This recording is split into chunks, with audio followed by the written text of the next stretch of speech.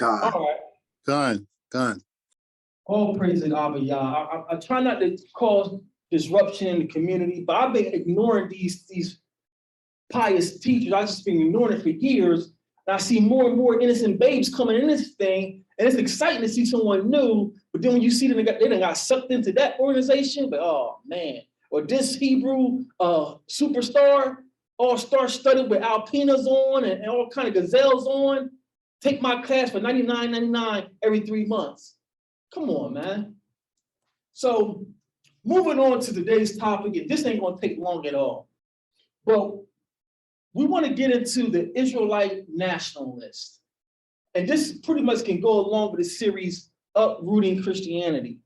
Because Christianity tells us that this Christ, this Messiah, he did away with everything about the Hebrews. He ain't just worried about the Hebrews rejected him. He's now for the whole world. And it's funny, family, now we're going to war, or not they're going to war.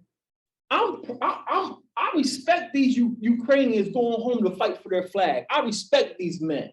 Because that's your land, that's your homeland, you're supposed to do that. But now when you get to the Bible, everyone can be a nationalist except the people of the Bible. When you come to the Bible, this thing's for everybody. But you can't show it to me in the scrolls. I do have a comment about that. I'm gonna let Nariah go first. Go ahead, Nariah. Shamaria, you got something up? Yeah, my comments, great comments, brother Nariah. But my comments is on here, nationalism. And I told Nariah a little bit about this myself, and I was watching a elder teacher, and he pointed something out that just had made me think too. So try to put it all together. Like you said, I respect these brothers, that these Ukrainians, even I'm a boxing guy.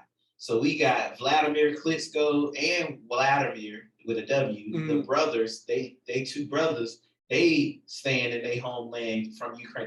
These are former heavyweight champions, millionaires, and they're fighting in the war. Then the current heavyweight champion that beat my guy, my Israelite, but he don't know the Israelite, but AJ, the guy, his name's slipping me right now, but the current heavyweight champion, Alexander Usyk, he went home. He is the current, he got 3 of the major belts. He just needs 1 more to be undisputed, and he's dropping that and going to fight for Ukraine. And the rematch with AJ for millions of dollars was supposed to be coming up. Right. He might die.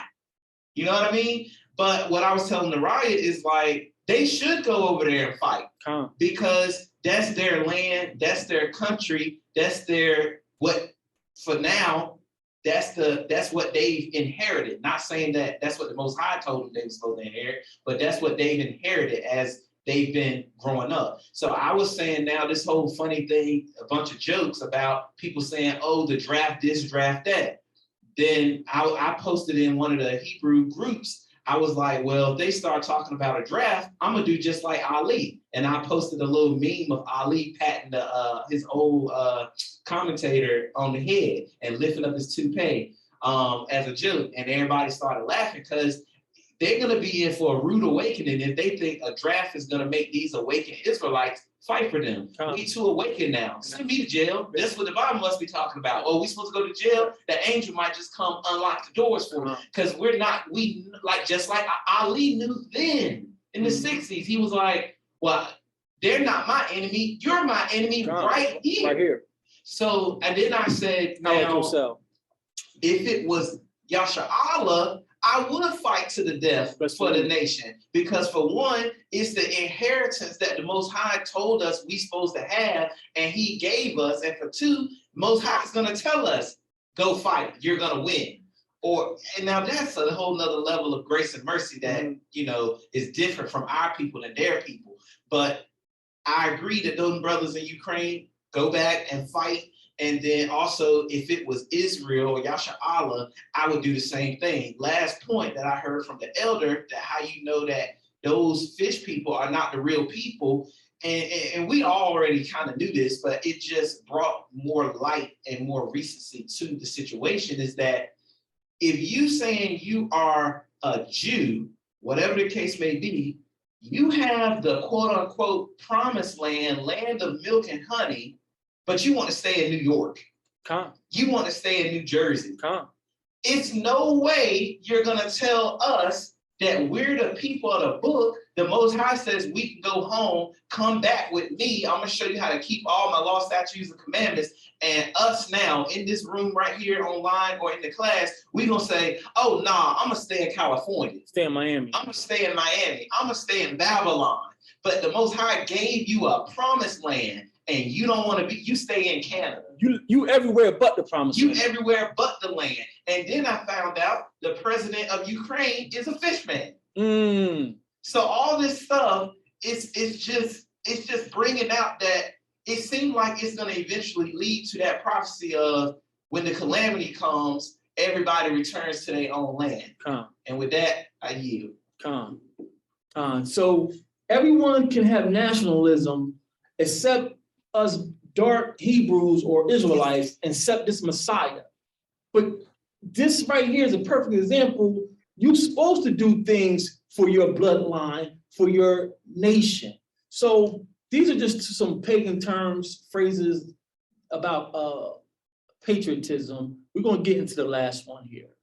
Can you read nationalism? Just right off Wikipedia.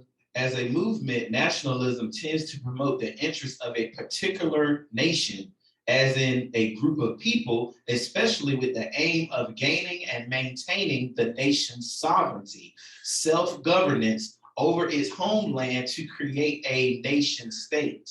So it says promoting the interests of a particular nation, meaning nation is people, and maintaining their self-governance. But you give me a Messiah that's trying to bring a whole kingdom of everybody. And the definition of a kingdom don't even make sense that you're talking about a potpourri of everybody in the world. So now you give me this cockamamie doctrine of supersessionism. And we brought this out before. Supersessionism is just a fancy little $10 pagan word for replacement theology. Can you read that for us? Supercessionism, also called replacement theology, is a view in Christian theology on the current status of the Christian church, which asserts that the new covenant through Jesus Christ has superseded or replaced the Mosaic covenant, the covenant made exclusively with the Jewish people. Israelite people. The supersessionist viewpoint also holds that the universal Christian church, Catholicism, Catholic, has succeeded the ancient nation of Israel as the true Israel of God, and that Christians have succeeded the ancient Israelites as the definitive people of God. Often claimed to have originated with Paul the Apostle in the New Testament. That's all we need. So this is right off Wikipedia. It's not a deep research. You can go deeper into it, but it's explained right then and there. Supersessionism is a Catholic Jesuit. The Jesuit society came up with the curriculum. The schools you went through, K through 12, universities, your PhDs, your math, every organized school is a product of the Jesuits. Seminary too. So if you got a DD, a Doctor of Divinity, you are a Jesuit student. So they came up with this doctrine that, oh, this Christ came and he got a new covenant, and this new covenant is not just with the Israelites like the Mosaic covenant is. This new covenant is for everybody who believes he's the Son of God. Book, chapter, and reverse. Nowhere can we read this, and they're going to say that it's often claimed that Apostle Paul, Shawwal, our uncle, started this. So we're going to use the plumb line and be Bereans, and we're going to try to flesh this out. This is part of uprooting Christianity. This is how deep we got to go to show people that when you run with Christianity, aka Catholicism, aka Protestantism, you're running with false doctrine. You're worshiping another Jesus that Paul told you about. So we're going to produce our witnesses right here in the plumb line. We're going to hold our feet to the fire. This plumb line saves nobody. Anybody's doctrine you're listening to, hold it to the plumb line. Do you got 2 or 3 witnesses? Does Moses agree with what's being said? Is Christ agreeing with what Moses is being said? And can you find it in the Tanakh? These are just a few parameters of how you vet someone's information. So let's get into this road. It ain't gonna take that long. Let's call our witnesses to the stand. Let's go to Debarium 18 and 18. Debarium is the words, and these are the words. Deuteronomy 18 and 18. And just for the sake of time, we can get it out to KJV. Most of these are going to read the same. Deuteronomy chapter 18, verse 18. Let's see if we've been replaced. But not even we. Let's pretend we don't know who we are. Let's just see who these Israelites, let's see if these Israelites have been replaced. Deuteronomy chapter 18 and verse 18. I will raise them up a prophet from among their brethren, like unto thee, and will put my words in his mouth, and he shall speak unto them all that I shall command him. Keep going. 19. And it shall come to pass that whosoever will not hearken unto my words, which he shall speak in my name, I will require it of him. So some argue if this is talking about Messiah or not, because we had many prophets come. So whether this is Messiah specifically or all the prophets are being raised up for them. Who are the them, family? The nation of Israel. The nation of Israel. So the Father is he's investing in the Israelites. How do you get they're being replaced? Let's go to our second witness. Let's go to Yashayah 49. Yashayah 49. Isaiah 49. This ain't gonna take long at all. Isaiah 49, verses 5 through 6.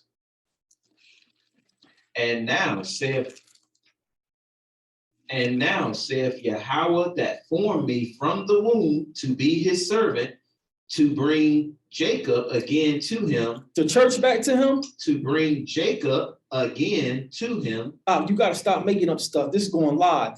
To bring the Catholics back to him. To bring Jacob again to him. Well, surely the Pentecostals in there somewhere. To bring Jacob again to him through Yasharallah, though Yasharallah be not gathered. Yet shall I be glorious in the eyes of Yahweh, and my Elohim shall be my strength. Sound like Yasharallah right there, ain't it? Verse 6. And he said, it is a light thing that thou shouldest be my servant, to raise up the tribes of Yasharallah. Raise up the church. To raise up the tribes of Jacob. And to restore the preserved of Yasharallah. Well, how about the spiritual Jacobs? To restore the preserved of Yasharallah. So spiritual Israelites don't appear in your text, You see all this cockamamie doctrine we got to put up with? It's nationalism all throughout this Bible, but then you get me in your church and talk about nationalism is no more. Ain't no more nations. We all God's people. Jesus Christ united us all. Slow down. Let's walk this thing down. Next witness, Malachi 3:6. Gerald, you are unmuted. Did you have a comment? You don't hear us.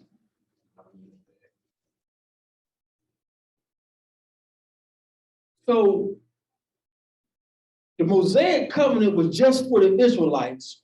Now the Most High, the God of Abraham, Isaac, and Jacob, he done gave the world a new covenant, and this new covenant is for everybody by his son. Malachi 3:6.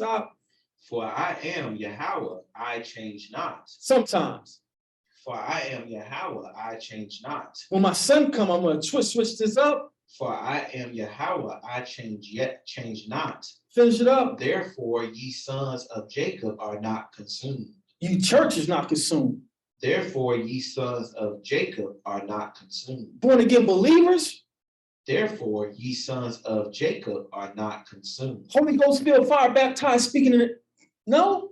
Therefore, ye sons of Jacob, Yasher Allah, are not consumed. How do you get that the Mosaic covenant is just for the Israelites? Now there's new covenants for everybody. When the text is saying, I am the Most High, I am the creator of the universe, I change not.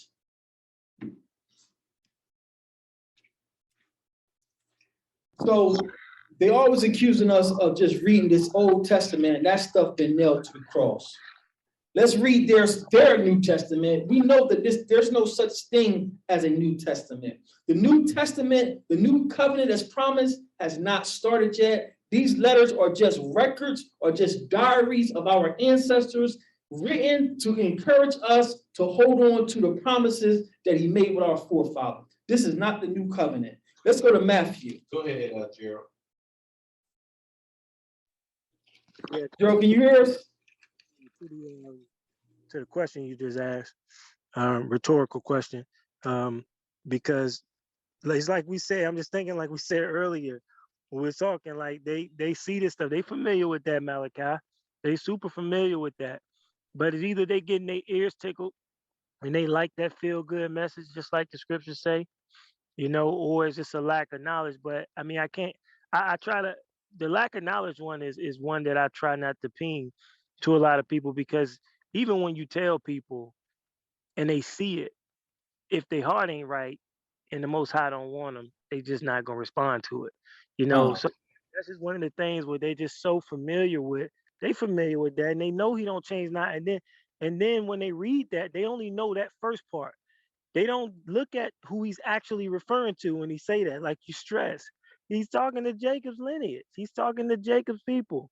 Who is that? You know, so they overlook that stuff. And I just think, like I said, they push that doctrine because they know they tickling people's ears, and that's what the people want to hear. And they're not gonna teach nothing different because it's gonna slow up their money. That's what it comes down to. For profit, they're teaching for profit. Go ahead, Abishai. Yeah, I hope it's not too loud in here because I'm in the store. Actually, pumping some gas. I hope you go use Matthew 5:17, please, because we got to use what our king said. I hope you're using that also about not destroying the prophets but fulfilling. Yeah, we pulled up with that. That was part of the intro. Yeah, because for me that's what I use, because I mean if you're in Christianity and you say you love Jesus so much, then this is what he said. And if we're using these prophecies that are in the quote unquote Old Testament, and these things are about him and about his people, and we're seeing that the Most High don't change, well, he didn't come to destroy any of those prophecies. So you can't do away with any of those prophecies. So there's no replacement to be had. You can't replace, because the prophecies are not done away with. He came to fulfill it, and is going to continue to fulfill it when he come back. So none of this stuff is done. It's plain to see. That's why I gotta agree with Gerald. And again, I can't give my wife her flowers enough. It's just they got to have the blinders on. The Most High hasn't blessed them yet, because there's no way you telling me you are a business owner, you a supervisor at your job, you don't raise children, you done been to college. So I know you know how to read. You can't tell me you ain't reading these verses and you still think there's some kind of new covenant for everybody. And not saying that we're not being gatekeepers. We're going to get to the end of this, but for you to say that, oh yeah, the Israelites are done, you got to give me some witnesses. So I'm with Gerald and Gina. It got to be spiritual blindness, and that's why I get emotional that God chose me to be blessed to see this truth. We're special, man. Like, not being braggadocious, but I'm special. I gotta be better than you. Like my wife said, y'all in church every Sunday, and on Friday night, y'all having revivals. I was through the years just going to church sporadically. So you're going through all these church services and you ain't see none of this? Mm-hmm. Go ahead, Nariah, before we get to these precepts here.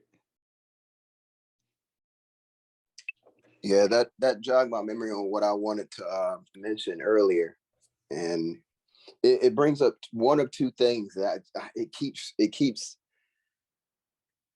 coming across my mind, because there's going to be that great falling away, and I know that we've been falling away all this time, but I can't help but continue to think about like some of these like camps and some of these other assemblies who are so prideful with their doctrine. And when the Most High comes and visits the house and some of these leaders are cut down, it's gonna make people like feel burned and betrayed, just like Christianity all over again, to the point where a lot of them may potentially end up just giving up hope on the whole thing altogether.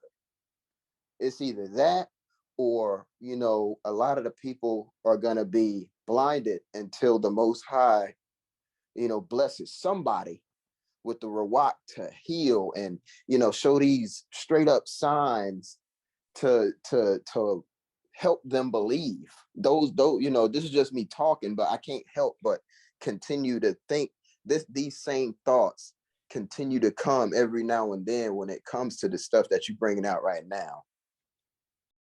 Yeah, and thank you, the Water Rabah, for that, because you just jogged my memory about something that I wanted to say earlier.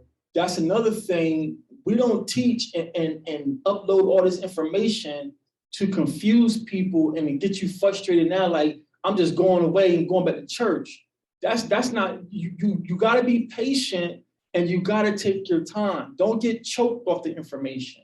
But because that's all a trick of the devil. Like us eating defiled bread physically and spiritually is part of the curses. Our I know all of us now, we're super Israelites, so we shun pork.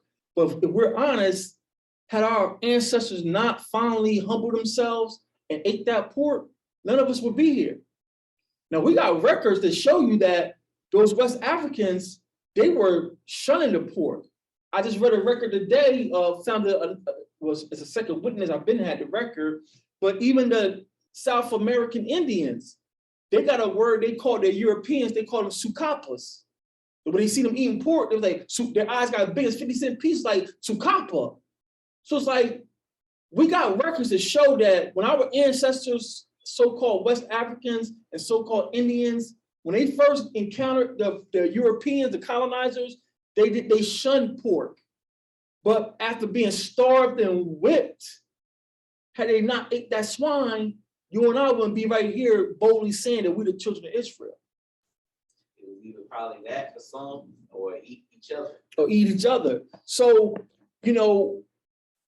like Nariah is saying, like, some people gonna wake up or man, I thought I've been feasting, I've been sacrificing, I've been donating to this community. I donate $100 a month, and to find out that, man, my feast days are contaminated, and my Moreh is teaching me Talmudic and Kabbalism and Masoretic writings. Don't, if that's you out there, don't fall away because you got sucked up to a bad teacher, because it happens in church all the time. How many pastors don't went to prison? Raping children, having babies out of wedlock. You ain't stopped going to church. You just found another church. So you got to do the same thing with this Israelite understanding. You find out your Moreh don't want to give up Babylonian practices, especially if you love him, because that's another thing I wanted to say. These teachers, they'll love you and shalom you to death as long as you're accepting their teaching. Soon you question them. Oh, I didn't see that. I don't think that's right. Oh, they won't return your calls. You block from their live streams. I thought we family. It's just another occult Christian type thing going on. You just want yes men. We don't want yes men, because yes men will get you killed. We need men who are going to clean their weapon, stand their post, and confront issues. That's what we need. We're going to stand and fall by the men. And I'm finding out we got a bunch of sensitive, let's move on, bunch of she-males in here. Ain't be no punk. Right. You can't be no punk. I don't care what you baptized me, thank you, but what you saying ain't in this book. You gave me my name, thank you, but what you saying ain't in this book. So are you gonna be humble enough to reread it, or give me some more witnesses to show me that I didn't have enough information? It's either one of the two. We both can't be wrong and we both can't be right. Either I'm missing something or you're wrong, full of pride, don't want to read. I heard one teacher elder, 70-something years old. Wait, I don't repeat classes, but every 2-3 years. And I'm thinking to myself, like, you ain't dusted off or updated? The Most High ain't give you no more understanding? You just gonna teach the whole thing like you taught it 2 years ago? Madness. So let's see if things change inside these so-called New Testament. Let's go to Matthew 1:21. Y'all know this. And she shall bring forth a son, and thou shalt call his name Yahushua, for he shall save his people from their sins. Shamar, this is being uploaded, brother. Come on, stay with the text now. He should save the church. He shall save his people from their sins. The Christmas worshipers. For he shall save his people from their sins. Well, what about the Protestant church? His people. How about the tithe? I've been tithing to this church for 20 years. He shall save his people from their sins. How about this one? But I'm a good person. He shall save his people from their sins. This has been in your Bible the whole time. We got to bring it to you like this because our people are stiff-necked. So we got to make it plain. This is in your Bible. Dust it off, pray and repent, and read it for yourself. This Messiah is saying, I'm coming to save his people. Now, we're not saying his people exclusively right now. What we're driving home is this Messiah is a nationalist. He's concerned about the nation that he comes from. So to come up with this cockamamie supercessionism, Israel's been replaced as a nation, it's the doctrine of Satan. Matthew 1:21.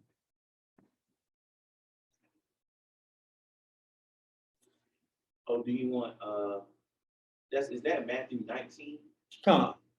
Well, before we go there, let's go retouch Abishai. He want to go retouch this again, just to drive home the point. There's nothing changed between the Mosaic covenant and these letters. These letters are not a new covenant. These letters are under the Mosaic covenant. The new covenant has not started yet. And we got classes, we got witnesses to bring that out to prove it. It's not man-made doctrine. I didn't come up with it on my own. It's going through the scrolls. The new covenant, we are waiting for it. Matthew 5:17. Think not that I am come to destroy the law or the prophets. I am not come to destroy, but to fulfill. And for the second time, what's that Greek word fulfill mean, family? To furnish bountifully, to fill up, to complete. That's what that Greek word there, fulfill. Don't let them lie to you to say, yeah, he fulfilled it, meaning he ended it. No, Messiah did not terminate the law. He said, I'm fulfilling it. Everything's complete now. Everything's working like it should be working. So I'm doing this by the law. I came by the law. I died by the law, and now you can live by the law through my blood. That's what this verse is saying in the Hebraic context. Not that he terminated it. Everything's complete now. You have no excuse. That's why Shawwal wrote, thou art inexcusable old man. Because we got, even before Yahushua came, we got witnesses. Job was a righteous man. What does righteous mean? Keeping the law. Zechariah and Elizabeth, it said that they pleased the Most High. So we got other people in our nation that was keeping the law, and perfect don't mean perfect in the Greco-Roman sense that you don't falter. Perfect in the Hebraic context means is tamah. When I get out of line, I repent by the blood of the Son, and now I'm marked by the blood. Tamah. I'm back marked by the blood. That's what it means in the Hebraic context. Not the Greco-Roman sense that you ain't gonna falter. That's Greco-Roman paganism is nonsense. So far, we're reading from what Joel told us is a new covenant, and we got two witnesses that the Old Testament is about the nation of Israel. Messiah, the angel told Mary that this baby is going to save his people. Now the baby is a grown man and he's starting to teach, And the man is, this grown man is telling people, don't think I'm coming to abolish all the Torah laws or destroy anything the prophets wrote. I'm not destroying anything. There's nothing new I'm bringing. There's nothing new I'm teaching. Let's get another witness. Let's go to Matthew 19:28.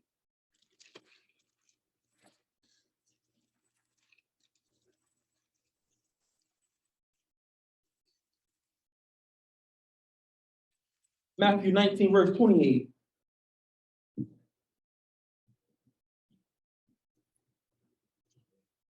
Read. And Yahushua said unto them, verily I say unto you, that ye which have followed me in the regeneration, when the Son of Man shall sit in the throne of his glory, ye also shall sit upon 12 thrones, judging the 12 tribes of Yashar'Allah. The 12 tribes of who? The 12 tribes of Yashar'Allah. This sounds like this Messiah is a nationalist.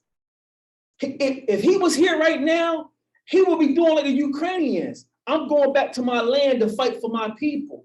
Where do you get this doctrine that it don't matter about no bloodline? We all the same because we believe the same thing. Even the strangers who follow us and who are attached to us, they never become physical Israel. They always are labeled strangers. It's just that we are to treat them as if they're Israel. That's a big difference. I'm treating you as if you're Israel because you're following the law, but you're not Israel. You don't have to keep the Feast of Tabernacles. And if you are a righteous stranger living among us and you fall on hard times, you can serve me forever.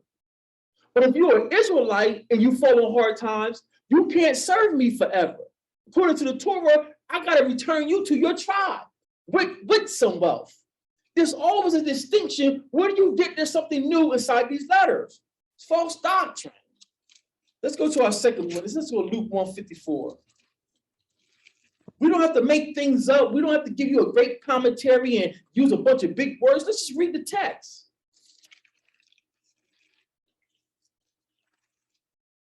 Mario said, "What our people can't read." Luke 154. Come on. Shema. Read. He have holpen his servant Israel. Shemaria, come on, I gotta find another reader. He has holpen his servant, the church.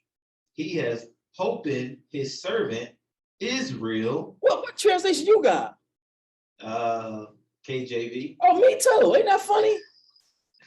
He have holpen his servant Israel in remembrance of his mercy. So, like in remembrance, like I didn't finish my degree. So remembrance means like that's something like old. Like remember, you gotta recall. So this is not a new thing he's doing with Israel. He's remembering the mercy. He's remembering the covenant with Yashar'Allah, with the Israelites, the blood-born Israelites, not these spiritual, I done repented and said this ABCs of faith, and now I dipped in the water, and now I believe I can believe it, I can achieve it. No. Blood-born Israel, who's following the covenant of their ancestors, have been remembered, and they're being helped. How do you get we've been replaced? 56, 55. As he spake to our fathers. Spake to who? Our fathers. Who's our fathers? To Abraham and to his seed forever. Spiritual seed. And to his seed forever. Till Christ come. Forever. How you puffed up with a doctorate degree, taking pictures with your little black and white collar on, looking like Dr. Dre on the side of that album? I'm a doctor of divinity, and I'm teaching a new covenant about grace and mercy. And no, we shouldn't be talking harshly to people. It's about love. They don't have no love. You smile talking about you love me, serving me arsenic. That ain't loving me. Loving me is telling me how to save my soul. That's loving me, regardless if I like it or not. Son, you're going to hell for fornicating. Son, you're going to hell for being a drunkard. Well, that sounds like some kind of rules, don't it, Shemaria? That sounds like some kind of instructions. How do you know you holy if you don't have instructions? Instructions in the Hebrew is Torah. I know I'm holy because I'm doing what he gave me the instructions to do. I can't make up my own definition of what's holy. This thing is about Israel. This Messiah is a nationalist. He keeps remembering the covenant of old. He keeps talking about the father Abraham. This ain't no spiritual father Abraham. This is the physical Abraham. Where do these people get this stuff from? Let's go to our next witness. We about done, y'all. Luke 13. Luke 13, this one blew my mind this week, y'all. This is when I couldn't wait to get this. You know about like Tuesday or Wednesday, you get ready for Shabbat? I started getting excited early. This blew my mind. Let's go to Luke 13 and verse 14.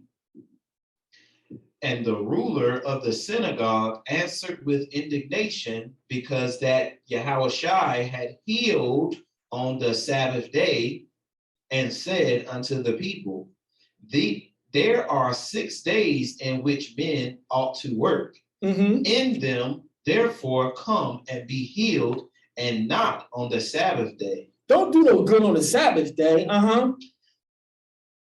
The master then answered him and said, Thou hypocrite, doth not each one of you on the Sabbath loose his ox or his donkey from the stall and lead him away to watering? Don't you feed your animals on the Shabbat, you hypocrite? And ought not this woman, being a daughter of Abraham? A daughter of who? Abraham. A daughter of who? Abraham. Don't that sound like a nationalist? This Messiah is a nationalist. He's healing her not because she's begging, not because she's a born-again believer. He says she's a daughter of who? Abraham. My friend. Abraham, my friend. How you get the bloodline of Abraham don't matter. Oh, we're spiritual Abraham. Book, chapter, and verse, Dr. Seminary. Physical Abraham bloodline matters. Isaac's bloodline matters. Jacob's bloodline, the Israelite bloodline matters to heaven. Maybe not to a pastor, but to heaven. This Messiah is a nationalist, family. Read on. Whom Hasatan hath bound, lo, these 18 years be loosened from this bond on the Sabbath day. What day? On the Sabbath day. So we can do good on the Sabbath day. This brother break down on a flat tire. Oh, no, brother, I can't. No, I'm gonna help you change the tire, go take you to, it's madness. We shouldn't do commercial work, but that's when we get back home. We're in Babylon where right now they're charging us by the kilowatt of electricity. Keep it in context. We do what we got to do to survive this captivity. You keep trying to be super ultra orthodox Israelite over here and keep getting job after job and wonder why you can't build on vacation time. Maybe if you show some patience and cry out to Abba and show these people that even though you deny me, I'm going to be faithful to your job because I work for Abba Yah. I don't work for you. I work for Abba Yah, who I asked to give me some employment to survive, and Abba Yah gave me some employment. So I'm going to work this job like it's for Abba Yah, and I'm going to be faithful on time with a good attitude, and then my Abba is going to change your heart and give me the time off I request. Won't you try that, Super Hebrew, Mr. Orthodox? We got these teachers teaching people, oh yeah, y'all slaves to the plantation. Meanwhile, you're living off donations. You ain't telling people that though. You make people feel bad about they gotta work and can't come to the Shabbat, but you need their donations to pay your bills. You're streaming 2 and 3 hour classes a week just to get your Cash App, your PayPal out there. Pharisees, nonsense. The point we're making, family, this Messiah that we're waiting on, he's an Israelite nationalist.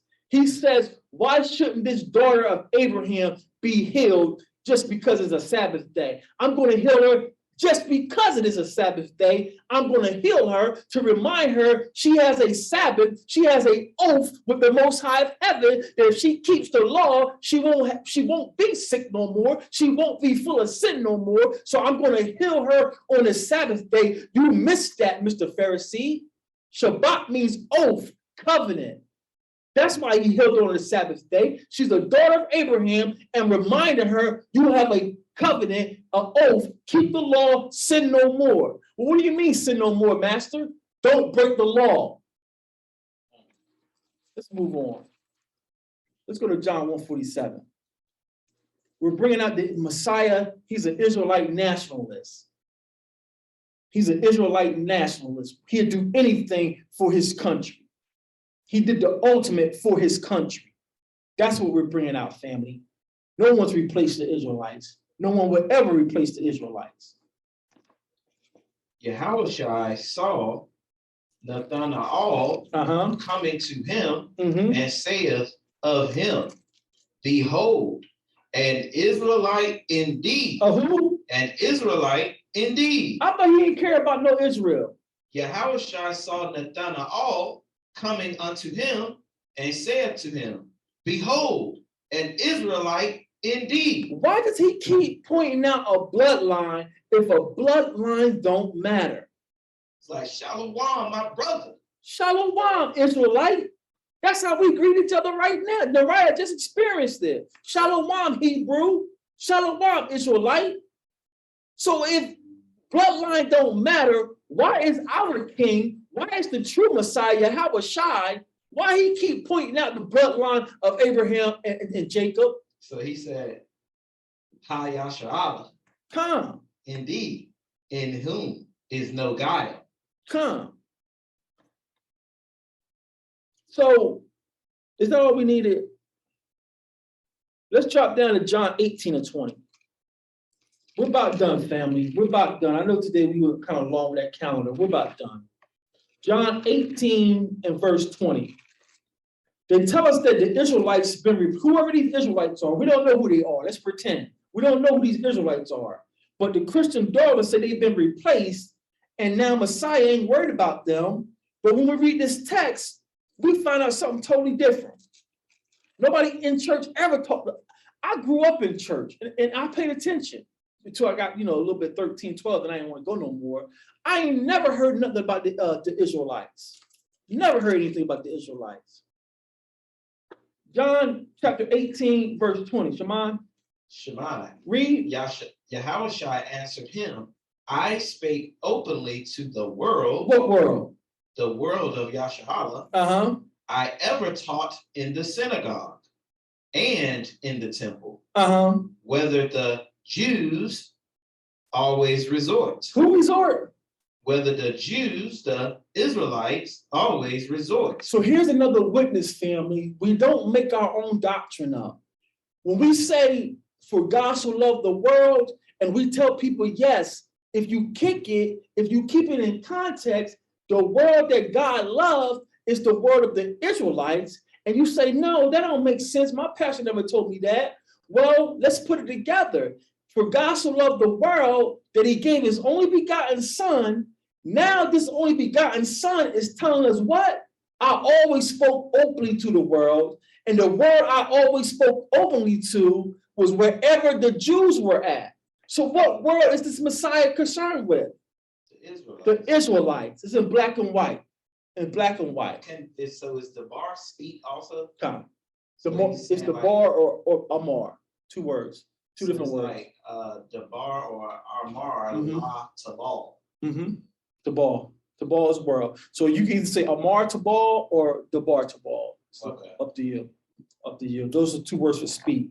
But the point we're driving home, family, if you're new, don't take my word for it. You verify this for yourself. John 3:16, for God so loved the world, is not talking about everybody under the sun. It's talking about the world of the Israelites, and we put it together with John 18:20, and then we can go to Isaiah 45:17. Israel shall be saved, the world without end, meaning the nation of Israel will never end. We will be saved. That's how we kick it. We keep it in context. We don't twist scriptures up. We don't force our commentary. We don't force the scripts to match our commentary. We force our commentary to match these scripts. That's for the Israelites and for the Christians. You Talmudists out there. Go ahead, Gerald. So just in line of thought, it's kind of, you said something about this earlier, and I've just been thinking about it, and it kind of ties back in. now that your point is made, when you said that they tell us that the Christian Greek scriptures was written in Greek, and you was like, but I don't believe that. A lot of this stuff was written in Hebrew before they started translating it. And proof to that, I would think, is just the obvious fact that there was a letter written to the Hebrews. You know, you're not writing a letter to the Hebrews. It's not in Hebrews. You're writing a letter to the Hebrews in their language, in the Hebrew language. And then the only reason why you won't possibly write it to the other ones that lost their heritage is because they were an offspring, or there was an effect of being in captivity. So they grew up learning Greek, speaking Greek, like we learned is English, or whatever the case may be, speaking English. We got to be taught. So what Paul is trying to help these guys see is what they miss in some of these letters. He's trying to help them see the truth in the Hebrew language, in their culture, that they didn't get by being in these lands of captivity. That's one side of it I thought about, just simply that, just the book of Hebrews, the writings of Hebrews. Another thing I was thinking about is the other problem is, because we understand that with these letters, we talked about it before, the writers never intended for these letters to be seen as inspired script, thus saith the Lord, like the prophets. You know, you said before, like they'll get mad if they found out that we was using their letters to the esteem that people use them today. So the problem is these letters, we don't think, understanding that Paul, an educated man, being wise, but he himself said, I see impartial. You know, I prophesy in part. I don't know everything. He acknowledged that. But yet these believers today, doctrinal believers, take every single word out of these letters as if it came from the Most High. And the reality is, when you think about, when you're reading their letters, not everything, Paul probably said some stuff that had error in it. Mm-hmm. He probably did say some stuff that had error, because we can't believe that he understood everything.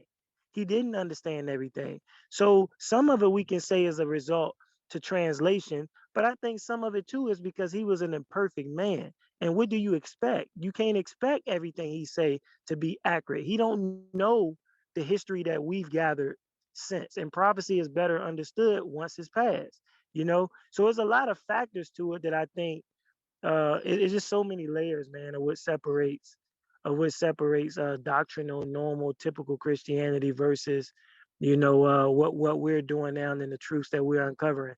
And I think those are more the things that people need to keep in the forefront before they're so ready to write off, you know, one portion of the script versus another portion, you know, because if you're looking at it the same tense as you're looking at the Tanakh, then you already starting off wrong, because it was never meant to be looked at that way, if you understand what I'm saying.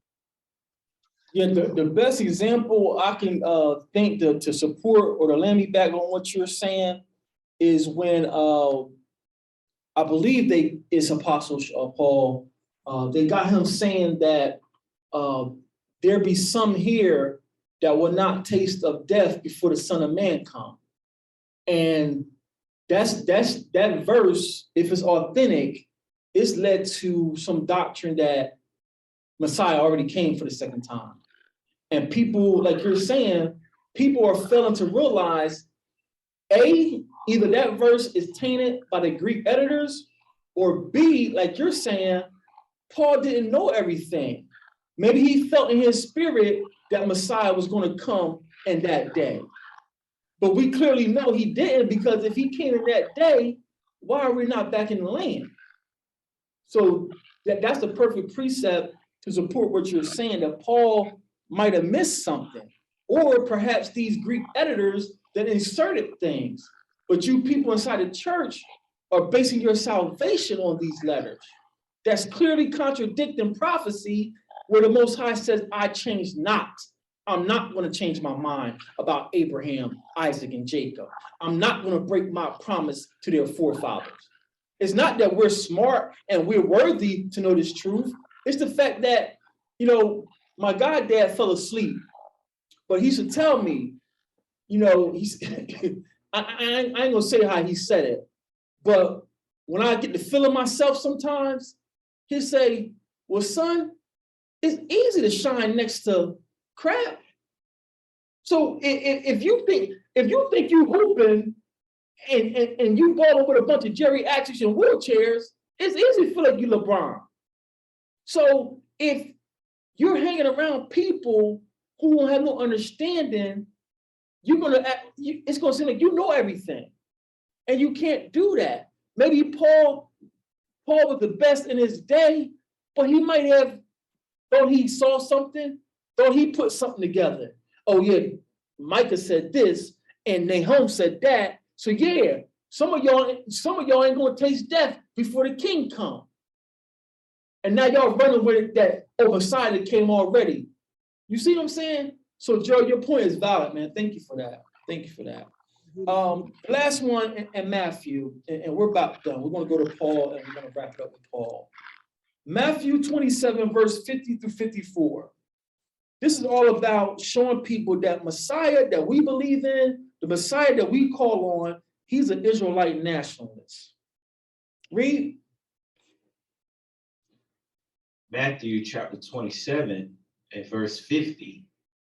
Yahushua, when he had cried again with a loud voice, yielded up the ghost.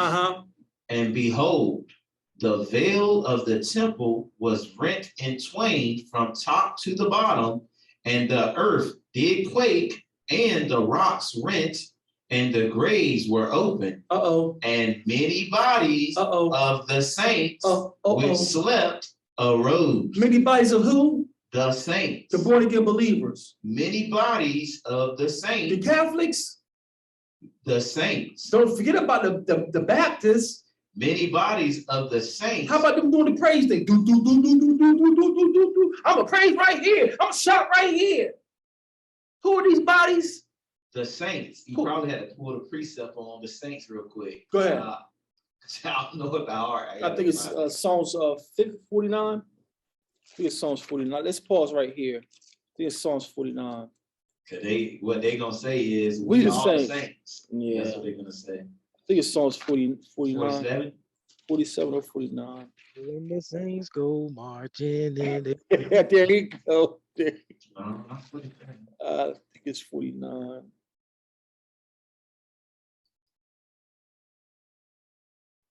I got it in here. Because it's vengeance upon the heathens. 149, Psalms 149. Psalms 149. Birth of a nation. I love that, man. I love when he spit that. I love when he spit that, man. That's my favorite scene.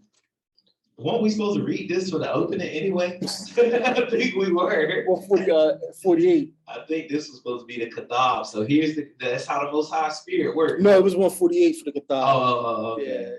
Okay. So if y'all didn't hear us, to prove that these saints that's coming out of the grave are Israelites, we're going to take you to Psalms 149. Let me just read verse 1. Praise ye Yahweh. Sing unto Yahweh a new song, and his praise in the congregation of saints. So who's the saints? Verse 2. Let Israel. Who? Israel. So who are saints? Yasha rejoice in him that made him. Drop down to verse 4 for the time. For Yahweh taketh pleasure in his people. In the world. In his people. In the whole world. For Yahweh taketh pleasure in his. The whole wide globe. His people. Read. He will beautify the meek with salvation. Let the saints be joyful in glory. Let them sing aloud upon their beds. Read on. Let the high praises of Elohim be in their mouth, and a two-edged sword in their hand. Why do you need a two-edged sword in their hand, Now I had to cut somebody to execute vengeance upon the heathen and punishments upon the people. Why would the whole world? Why would this make sense, fam? Let me slow this down, because we got new people coming in on it all the time. Why would this prophecy hold weight that these saints that they're talking about, they're going to sing praises to their Father, and then they're going to get a sword in their hand, and execute vengeance on the people. Why would this make sense if you were never abused by people? You were never hung in trees. You were never burnt alive. Your children were never fed to alligators as alligator baits. Your father's skin was not used for handbags. Your grandfather's hair wasn't used for cushions, for seat cushions. Why would this verse make sense if you didn't endure none of this? So this whole world doctrine makes no sense, family. Go ahead. Yeah, I look at that replacement theology, and those who had a hand in doing this replacement theology and taking our heritage and our scrolls and making it their own and feeding their own people to it, and then making us slaves and regurgitating our own scrolls back to us in a perverted way. That's to save themselves. They covering themselves up with our own scrolls by means of their own doctrinated version of our scrolls. It's to save themselves, so we won't do nothing to them even right now. Let's believe they keep us domiciled. That's why every chance I get, I let them know. I know who I am. I know who you are. I look you dead in your face. I look through these people. My people at the job say, B, you be looking mean, yo. You gonna say, like, I don't give them no leeway. Huh? Excuse me? I don't give them no room to budge. I crack a smile every once in a while. I'm sorry. Oh, excuse me, I'm in your way. I don't give them no room to budge. Let's finish this up. Verse 8.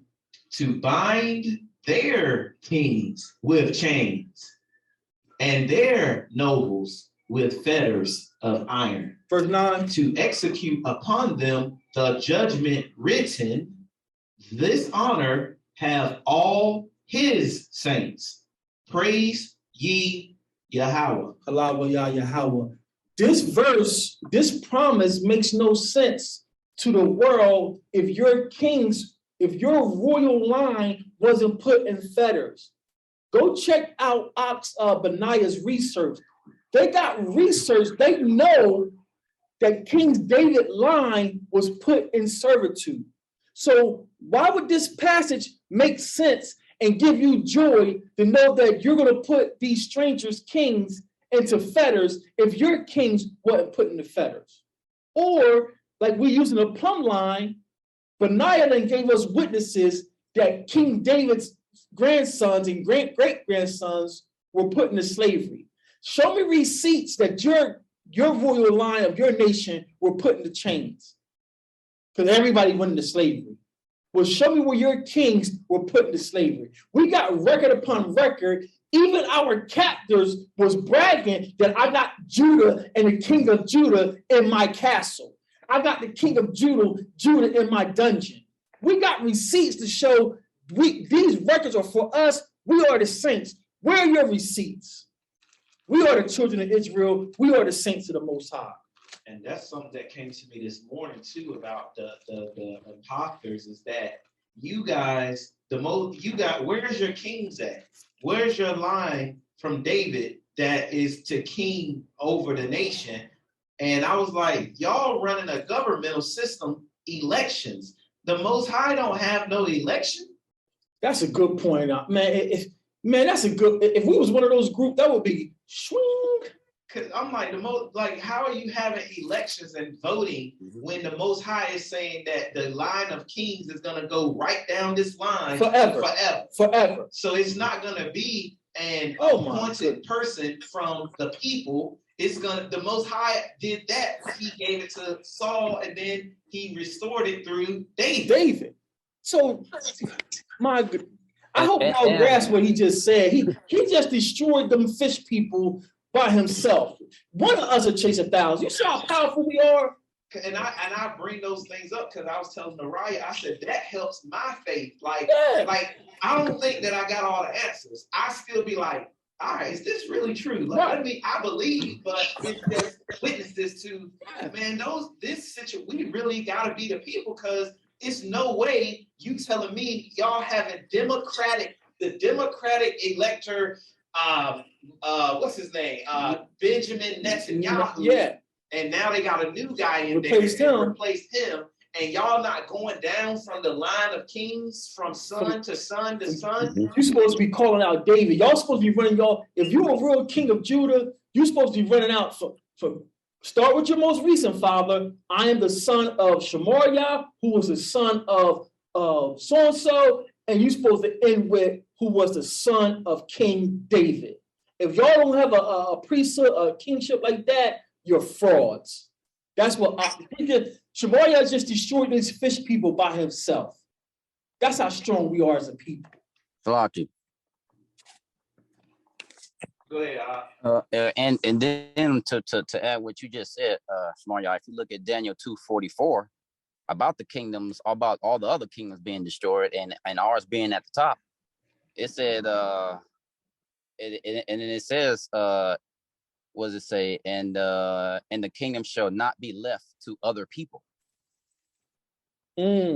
Faithful, that's a second witness. To other people. We're not gonna pass it on, or nobody's gonna reign and then he get 4 terms and then somebody else come in. No, it should not be given over to no other people once ours is, especially once ours is fully and firmly established. Daniel 2:44.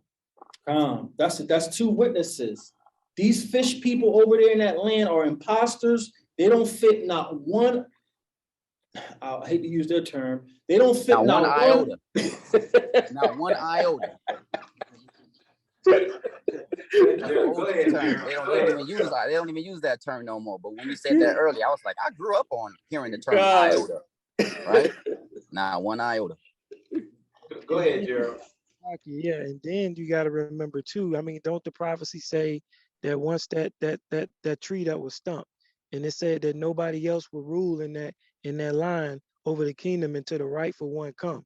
So once it was stopped after the last king, what was the last king? Josiah? So what was the last righteous king? The last righteous one, or you said the last king from David, or the righteous king? It was the last king from David. Like when the prophecy came where they cut the tree and they stumped it, and it said that it won't grow.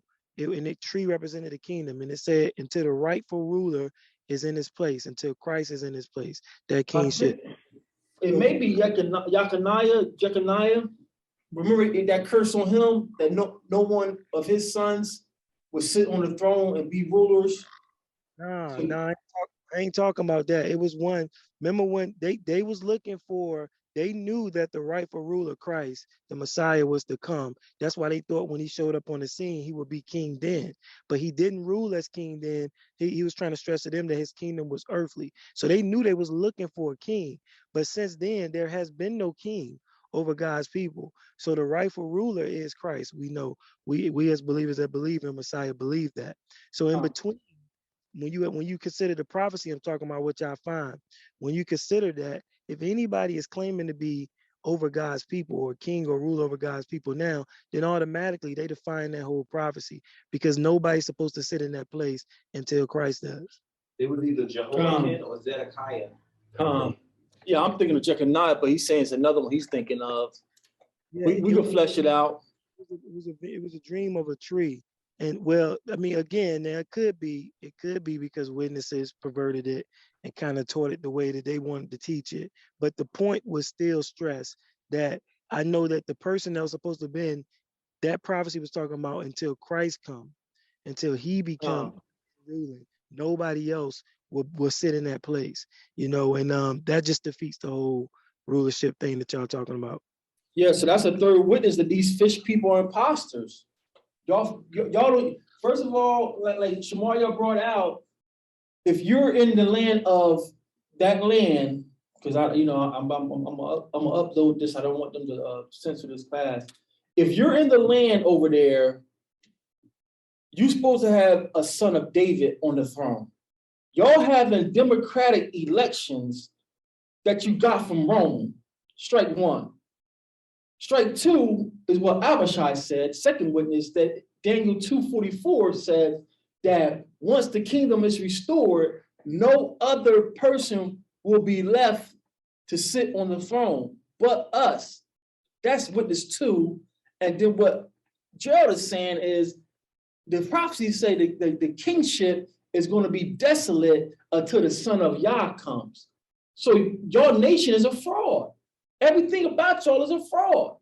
And we got people blind because we don't speak well, because we didn't go to Harvard, because we ain't been to Jerusalem. I seen this one video, they can't even speak the language fluently, talking about they Israelites. I know Italians over here who can't speak Italian. It's people over here who are really Frenchmen, because you know France used to own land over here.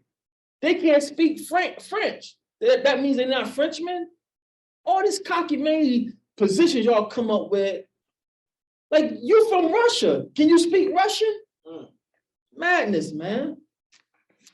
Thank you for that, Al. So we're about done. Let's run through this. Let's finish this up, Matthew 27, Al. You have something, Al? No, just the last king, though, was Zedekiah. So verse, let me get back to, where's this? 52. Okay. And the graves were open, and many bodies of the saints which slept arose. Many Israelites arose and came out of the graves after his, Christ, Yahushua, resurrection, and went into the holy city, into the world, into Jerusalem, the holy city, and appeared unto many. So let me see if y'all process this like I did, because again, I'm not trying to indoctrinate anyone, and I could be cocky-eyed or so when I read this, I was like, whoa, I never caught this. So let me go back and let me see if y'all, if I'm wrong, I'm wrong. It's no big deal. this is how I caught this. This is Matthew 27, verse 51. And behold, the veil of the temples were rent in twain from top to bottom, and the earth did quake, and the rocks rent. Verse 52. And the graves were open, and many bodies of the saints which slept arose. Matthew 27, 53, and came out of the graves after his resurrection. So to me, I'm saying this happened twice. That's how I'm reading it. Am I wrong? Because when the temple veil rent, that's the crucifixion. And it says the graves were opened up. And then it continues, verse 53, and came out of the graves after his resurrection. To be, it depends on how you, it really depends, like, yeah. I said, wait a minute. You know, read it slow, because that's sometimes, yeah. And the graves were open, and many bodies of the saints which slept arose and came out of the graves after the resurrection.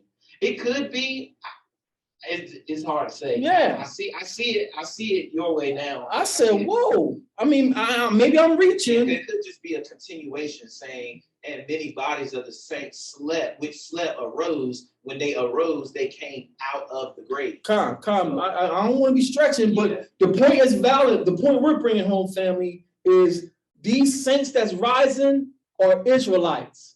These saints that's rising are Israelites. It's not the world. It's not born again believers. It's not you having praise breaks. It's not you high-fiving 10 people. Go run back there and touch the car you want and now come back and touch it. Go grab your husband you want. It's none of that. It's the saints of Israel who dead and risen again. Where's this replacement theology? Where is this born again church? Where are the Catholics? Where are the Protestants?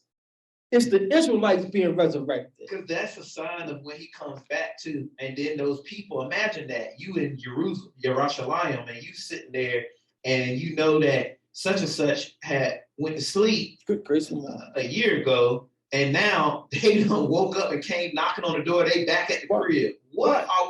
Because it shows again, the mercy of the Most High is unmatched, undeserved. Right. It's unbelievable, because what he was doing there, showing the resurrection of those people, it's another sign like this was the son of the Most High that I sent. And let me bring this out too. I'm glad I'm going. I'll be so busy, some of my notes be in my head. When the Messiah was crucified and it got dark for those 3 hours, the darkness was not just in Jerusalem. The Roman historians, Cassio and Tacitus. Cassio and Tacitus, they record in their annals for Rome that there was an eclipse. And somehow, funnily, the eclipse matched the time that it was darkness in Jerusalem. But I don't record where any bodies in the grave resurrected in any other country but Jerusalem. Because I'm pretty sure if bodies came out the grave also in Rome, they would have recorded that too. They didn't, and there were Israelites in Rome. There's no recording of any bodies coming out the grave except in Jerusalem. How do you get this Messiah for the whole world? Shouldn't he resurrect this another nation too? To give y'all a foreshadow that I'm coming back for all righteous people? Your false doctrine can't stand, family. The Most High says, I will give you a word and a mouth the enemy cannot gainsay nor resist. It's not us being smart and intellectual and studying all night. I'm reading the dictionary. Let me pull out a 10-letter word tomorrow on my video. No, it's us keeping the law with a humble heart, and you can't resist what we're saying. You can have all kind of meetings how to debate a Hebrew Israelite. You can't refute this because it's the word of the Most High God. Let's finish this up. Now, when the centurion and they that were with him watching Yahushua saw the earth quake and those things that were done, they feared greatly, saying, truly, this was the son of Yahweh or Elohim. Even the Romans had to say, man, you can't tell me this wasn't him. I don't know nothing about your laws, but this man, if he ain't the son of the Most High living God, then who is? So this is the last slide. Let's wrap this up, family, because when we open up, the definition of supercessionism said that many claim that this teaching of Israel being under a new covenant and being replaced was started by Apostle Paul, who we call Shawwal. So let's be Bereans and run down these real quick, and let's see if Apostle Paul gave any indication that he was teaching that the children of Israel have been replaced and removed, and now a new covenant has taken place. This won't take long at all. Romans 2:17. Behold, thou art called a Jew. A who? A Jew. And rest and restest in the law. This letter is written to the Romans, but family, these are not Romans. These are Hebrew Israelites who are scattered in Rome. Some are wealthy people and some are servants to the Romans. If you didn't have wealth, you would voluntarily be a servant. And if you had wealth, you still would have Hebrew servants. But these are not Italians. These are Israelites, because what did he call them? You are a Jew. You wouldn't call no Roman, no Italian a Jew if you're well educated as Apostle Shawwal, because you know that's an abomination. To put Yah's name on anybody but Yasharallah, it's an abomination. So these Romans are not Romans, they are Israelites. And he says you rest in the law. You get your support in the law. Your amanah, you are established in the law. So how do you get that replacement theology started with Apostle Paul? Strike one. Yeah, I was wondering if that restus, I want to say retest, but restus, I wonder if he was saying Yashalom or Yashalom in the law. I wonder if he was saying that. It could be. Why Shalom or Torah. Or say, I love this, or your Shabbat.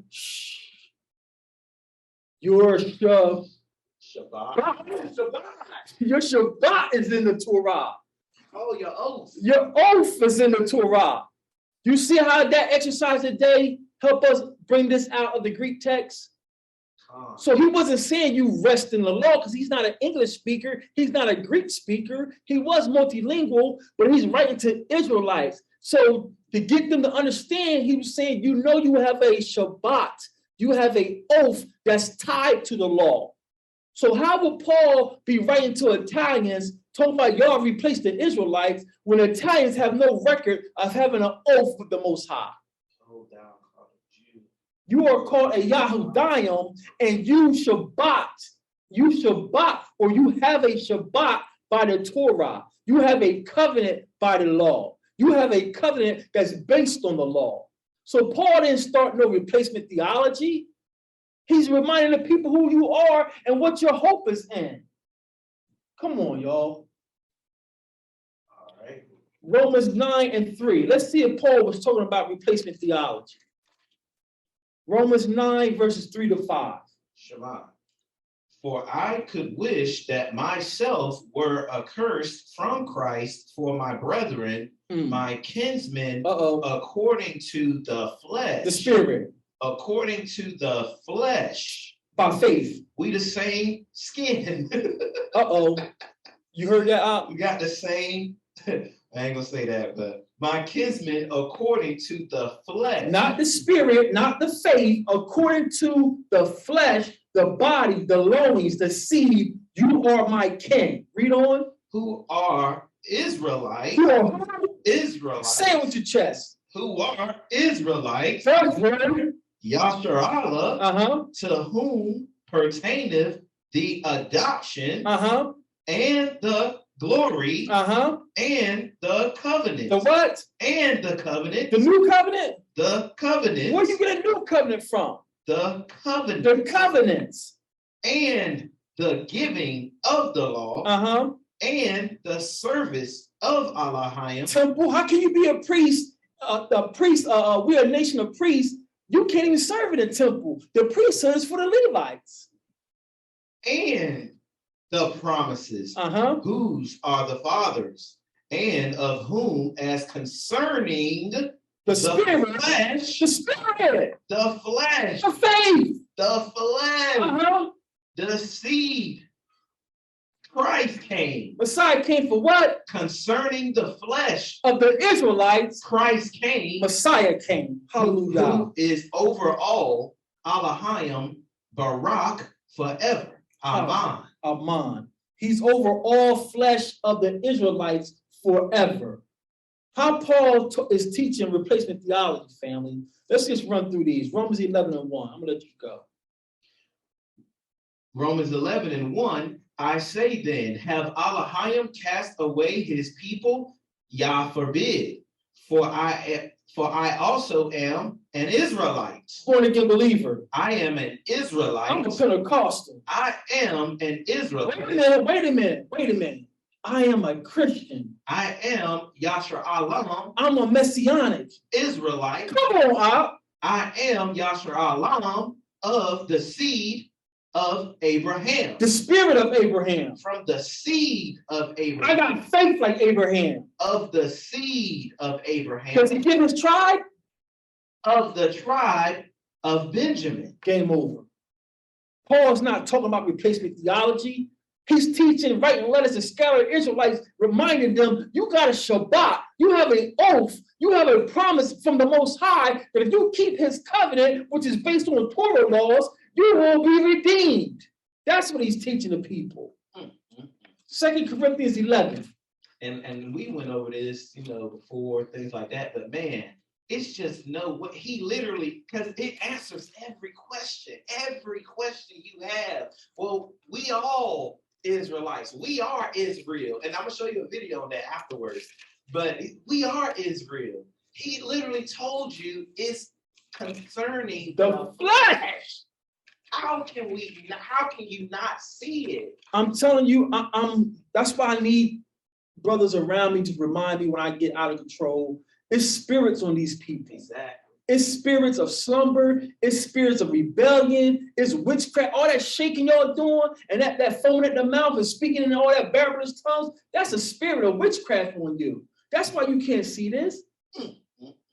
We got babes coming on TikTok teaching Torah. You see that TikTok? That girl was about 14 years old. It's a lot of that's just the way. That's why, again, what I said earlier, you just know that this is the time of the awakening. Not meaning that everybody gonna have every precept right. No. But you can tell that the awakening is here. Only a remnant. Go ahead, Gerald. That Romans 9, man, that was like the nail in the coffin for me. Like that was like the most in this unraveling of this organization, this witness stuff. That right there just dissected all of what they said to me, because it does address everything, just like you said, the Christ, the adoption, the promises, the forefathers. Nothing is left for them. No, it addressed everything. Nothing was left for them to be hijacking with theology. That was like a mic drop. And to this day, when I showed my grandma that, everybody I showed that, they quiet because I know that shakes their foundation. Because I mean, I'm like, how was I a witness for 15 years? And I studied as much as I did to defend their doctrine. And I thought I had all the scriptures and everything to be able to do it. But I ain't never recall seeing that text. And I read the Bible like 4 times in this entire.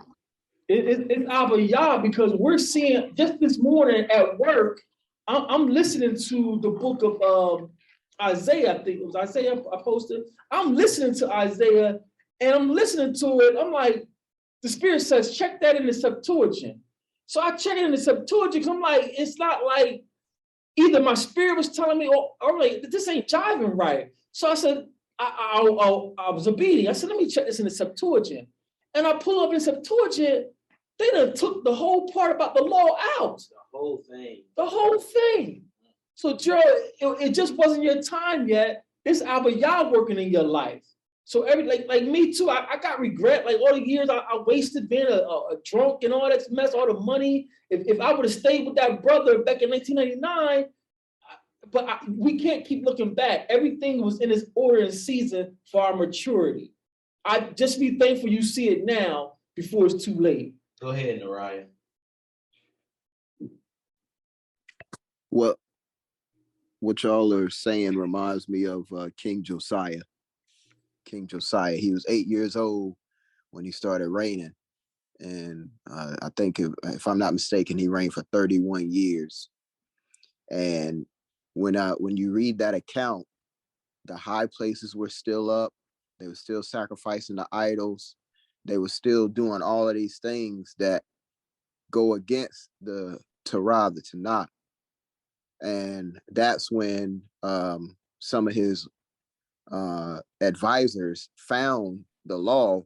It was just stashed somewhere. Mm-hmm. And it was like, hey, King, we found a book. He was like, okay, what does it say? So as they started reading it, it got passed from advisor to advisor. Eventually it got to the king.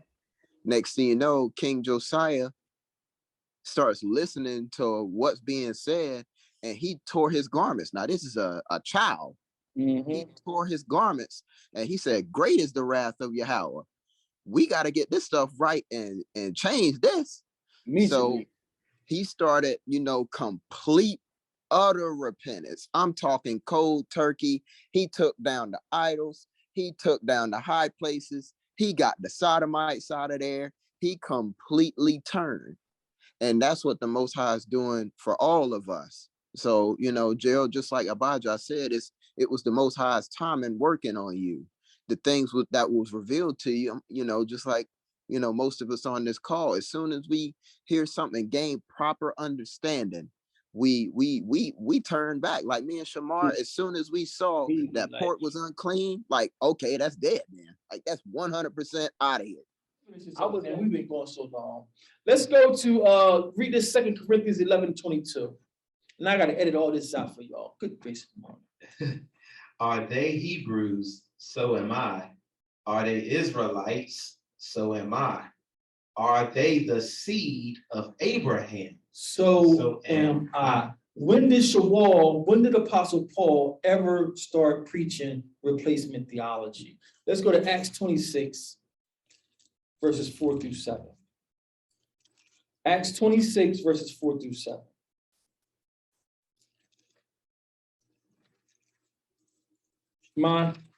Shema. Read. My manner of life from my youth, which was at the first among mine own nation at Jerusalem, know all the Jews. You know, I was a devout follower of the strictest code of our nation, which knew me from the beginning. If they would testify that after the most straightest sect of our religion, I lived a Pharisee. I know Pharisee doctrine. I'm a Pharisee, or I was a Pharisee.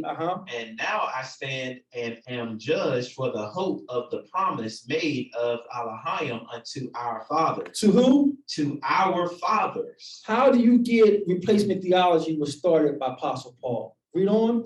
Unto which promise our 12 tribes instantly serving Elohim day and night. No, just the Jews.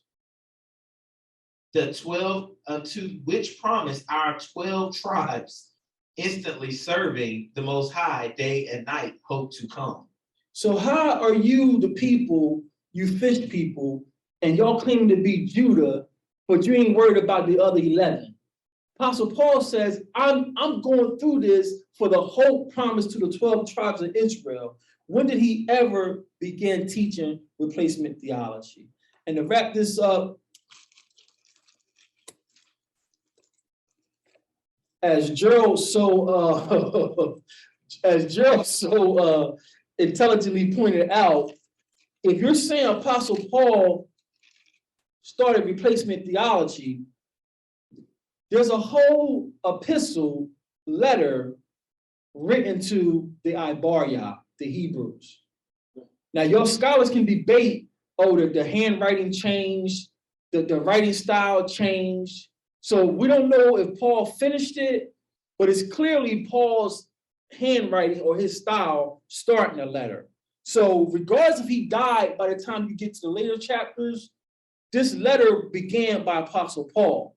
So if Apostle Paul started a letter to the Hebrew, again, how can you say this replacement theology, supercessionism, started with Apostle Paul?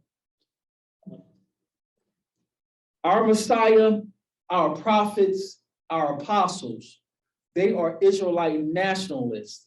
It doesn't mean we don't teach and try to reach the stranger.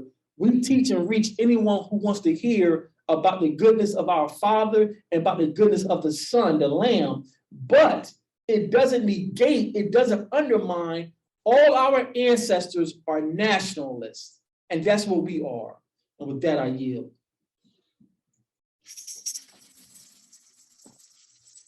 That's definitely round of applause worthy. It's all praises for this one today, Marah.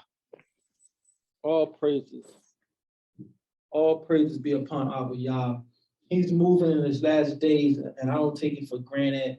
We're trying to destroy Christianity, family. We're trying to, I know some of you, it's probably still messes you up a little bit not to see a man reading the scriptures with a suit and tie on, because that's been ingrained into our heads what's holy, what's a man of God looking like.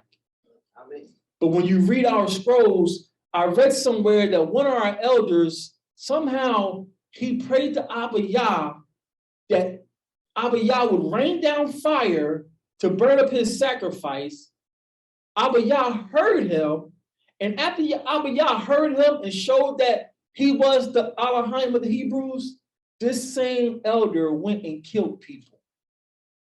So all this charisma, you got to be shaken. And let me lower my voice, and Jesus is moving, and the spirit of Yah is in this place. Oh, bless Yahuwah. Come, let me lay hands on you. When we're back in our covenant, you shouldn't need a man to lay hands on you, because we should all be priests and Elohim. The spirit should be, sickness shouldn't be able to be around us. So we got people coming in, but you're just bringing Christian practices. I'm trying to destroy Christianity completely. So